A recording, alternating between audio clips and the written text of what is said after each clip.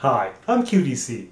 What we're about to build today is Tamiya's Chieftain Tank Mark V, and this is a 1/35th scale. The reason why I'm building this particular kit was because of a video that I saw on YouTube from the Tank Museum located in Bovington in the United Kingdom. In that particular video, it was about 14 minutes long, and one of the museum curators was there explaining about the importance of the Chieftain Tank, which really fascinated me. Before the Chieftain Tank, the British had two other tanks. One of them was the very famous Centurion tank, which was considered by many experts to be one of the best tanks in the world during its time. And also the British Conqueror tank, which was this huge, big tank with a huge, large 120mm gun. When the British was thinking about replacing those two tanks, they liked those two tanks so much that they simply decided that they wanted to marry the Centurion tank and the the Conqueror tank, put them both together and make this particular tank. So this is a marriage between the Centurion and the Conqueror tank. They put them two together. Basically, I mean, it's much more complicated than that, but that's essentially what they've done, and they made the Centurion tank. So when I decided to build the Chieftain tank, excuse me, I had two options.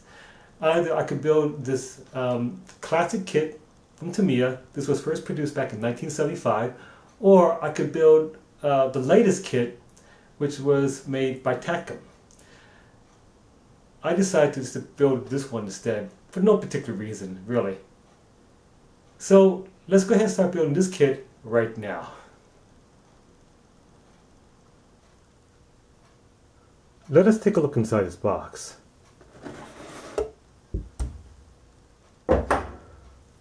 We have the upper hull,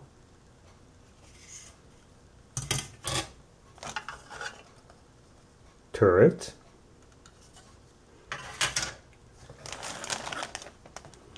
wheels,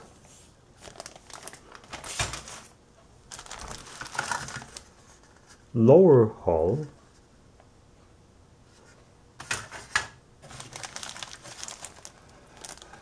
suspension system,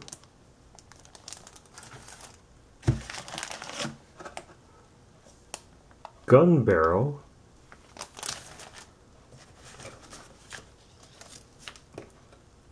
tracks, and the instruction sheet.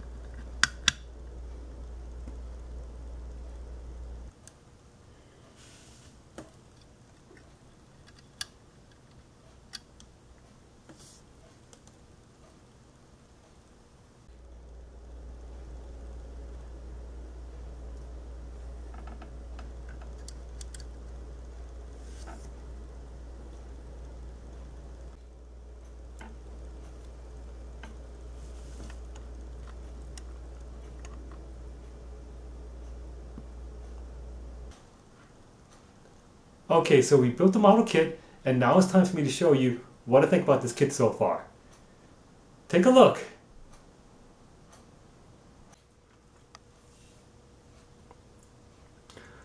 This is the completed model kit before painting, and I think this is well worth the money for, at least for me to buy and build.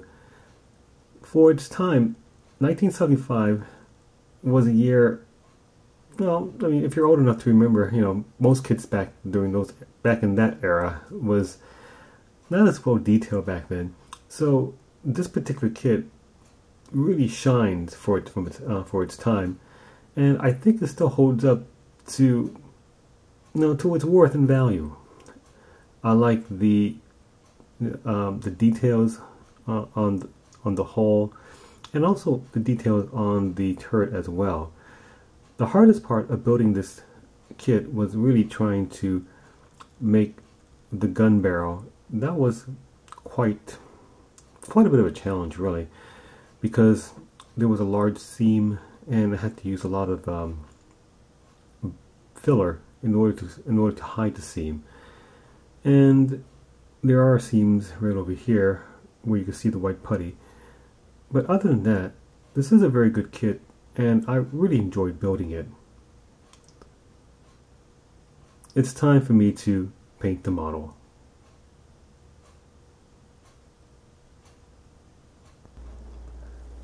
It's time for me to paint the model.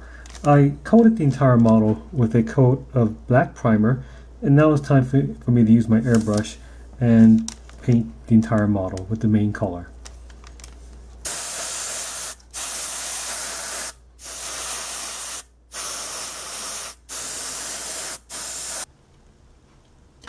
Here's a tip on painting wheels. What you see right here is a wheel from the Chieftain Tank, and I painted all black, and I only want to paint the interior of the rim and leave the rubber part black. In order for me to do that quickly, I'm going to use a template. What I'm pointing at right here is a plastic circle making device that I bought at my local office supply store. And I'm going to use that to put that right on top of the wheel, where I'm masking the black rubber part and painting only the rim of the wheel.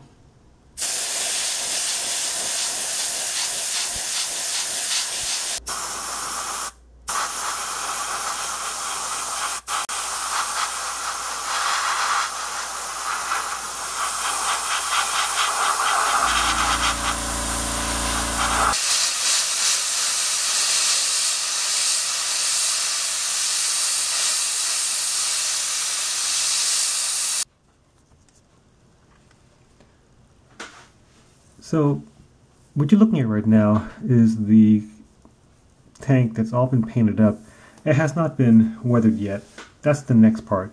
But before I do that, I want to talk to you about how I actually painted the model. When you look at the model, you see two colors. The green, which is the main color, and then a darker green for the camouflage. Now, this is actually an optical illusion. There is actually not two colors, but in reality, there's actually eight of them. If you take a look at the real tank of the Chieftain, when light shines onto an object, it creates various highlights and shadows. There's the base color, the highlight, the bright highlight, and the shadows. And so when the sun shines on that object, it creates those particular shades of various colors. And so if I focus your attention onto this sheet of paper, this sheet of paper is the actual colors that I use to paint this model. You see right over here, what I'm pointing at is the base color of the green. This is the highlight, the bright highlight, and the shadow. Right down here is the dark green for the camouflage, the highlight, the bright highlight, and the shadow for that. So it takes quite a lot of effort for me to paint this model to make it look the way it is.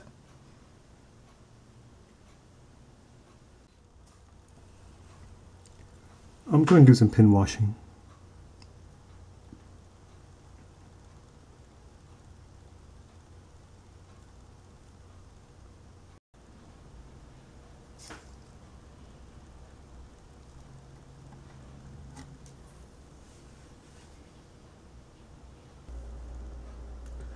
It's time for me to give some dust effects. I'm going to tint the entire model with a coat of buff color mixed with a little bit of white.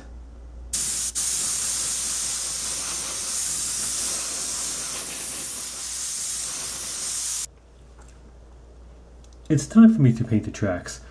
If you take a look at the real Chieftain tank at the tracks, you notice that the tracks are not a very dark rust color, but in fact it's more of a light brown color, the overall appearance. So with my airbrush, I'm going to start painting all the tracks with that particular color, the brown color.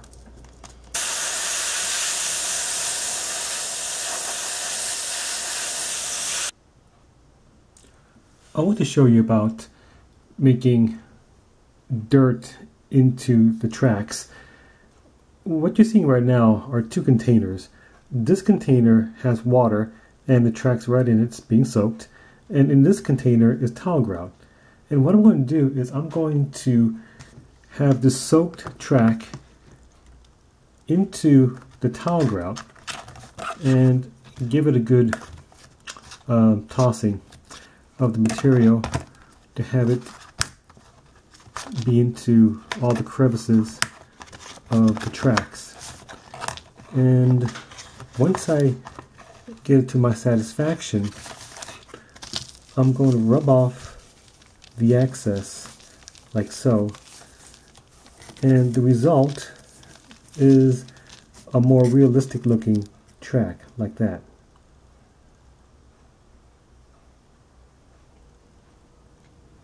The final part of detailing tracks is to dry brush the edges of the tracks with gunmetal paint.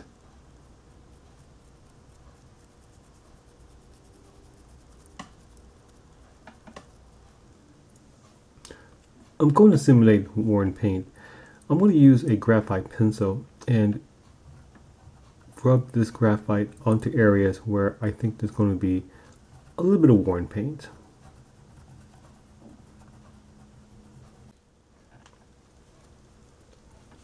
I'm going to simulate plumes of smoke. One of the biggest problems with the Chieftain tank when it was first produced was its engine. The engine was unreliable and it created these huge plumes of smoke when it was going about, and that really gave away its position. So in order for me to simulate the plumes of smoke, I'm going to use this pastel chalk that I'm pointing at right now, and I'm going to use this brush and simply brush onto the exhaust pipe to simulate that plumes of smoke. Alright, so we finished the model kit, we painted it, we weathered it, and now it's time for me to show you the entire model kit from the beginning to the end. Take a look.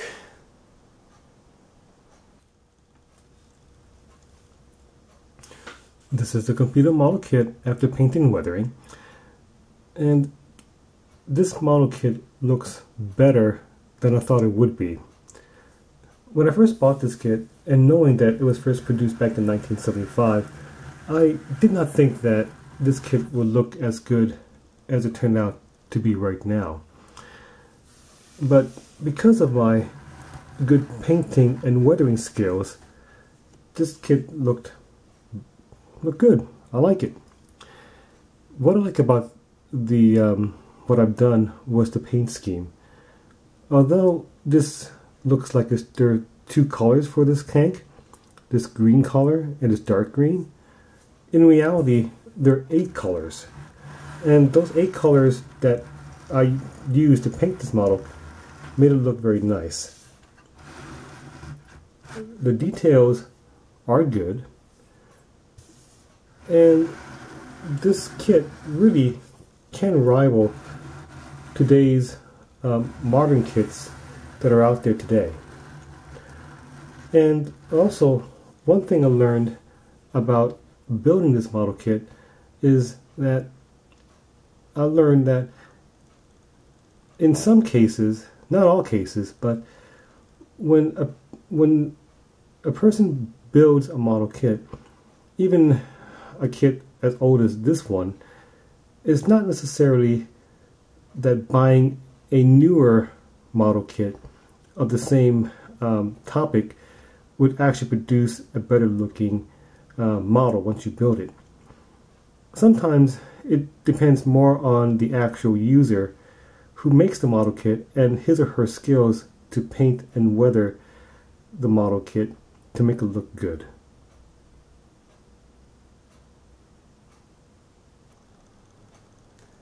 That completes this model project. What you're about to see is a video slideshow of the entire model kit. But before I go, as always, just because I put this video here on YouTube, it doesn't make me a model kit expert. I am not an expert. I'm just a regular guy just like you. And so, as I've always been saying, that all my videos that I put here on YouTube was designed to just encourage you to build your own model kit. So please do. And also, at the end of the video, I'm going to add a link to the video that I saw that inspired me to build this particular tank, made by the Tank Museum over in Bovington in the United Kingdom. I think it's well worth your look for you to watch if you're interested in seeing that particular video. I'll add a link to that. And also, I'm going to ask for your permission to be a little bit selfish. I have a friend who has a channel here on YouTube. His channel name is called GT Scale Modeling, and quite frank with you, he just asked me as a favor to mention his name because he just wants more viewership on his videos, and since he's my friend, I decided to help him. So if you're interested in seeing his videos, again, it's GT Scale Modeling. He's a very nice man. And he actually makes, he's actually very talented in terms of making model kits. So it's well worth for you to take a look at. And I'm going to leave a link with that at the end of this video as well. I'm QDC, and thanks for watching. Bye-bye.